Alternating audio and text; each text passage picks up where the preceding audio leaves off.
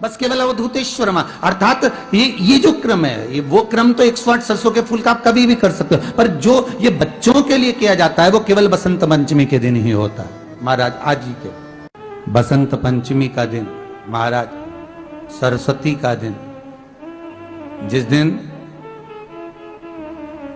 जो बच्चा पढ़ने में कमजोर होता है उसके हाथ से बसंत पंचमी के दिन सरसों के 31 फूल शंकर जी को चढ़ा दिए जाते हैं तो बच्चा पढ़ने में अव्वल निकल जाता है। उसके बच्चे को कभी नहीं कह सकते कि पढ़ने बैठ, वो खुद बैठेगा। केवल आज बसंत पंचमी का दिन, एक ही दिन चढ़ता है। और बाकी के सरसों के फूल आपको मालूम है कि रोग मुक्ति के लिए तो होते ही हैं। ये तो आपको पहले भी वर्णन किया महाराज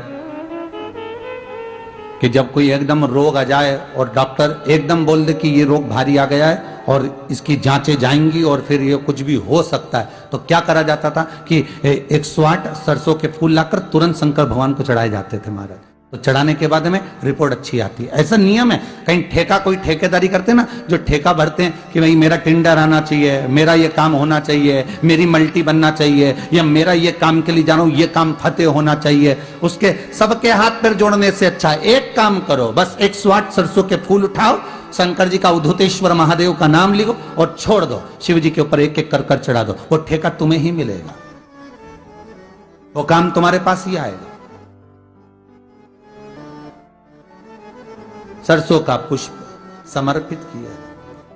भगवान शिव आनंद की राशि है हमारे।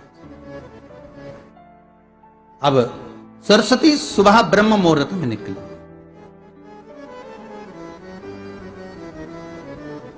और सरस्वती जब ब्रह्म मुहूर्त में निकलती है, वेद और माला लेकर स्मरण करती है महाराज,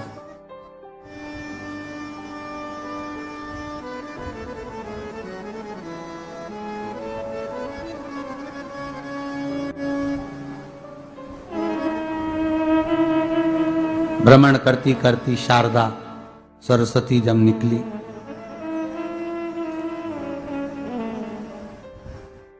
शिव महापुराण की कथा कहती है और गर्ग संहिता कहती है, जैसे जैसे सूर्य का प्रकाश तीव्र होते चले जाता है, सरस्वती उस प्रकाश में आनंद बिखरती हुई, वीणा के स्वर देती हुई माता सरस्वती गाती गाती पितरों के समय से पहले ही आलोक हो जाती,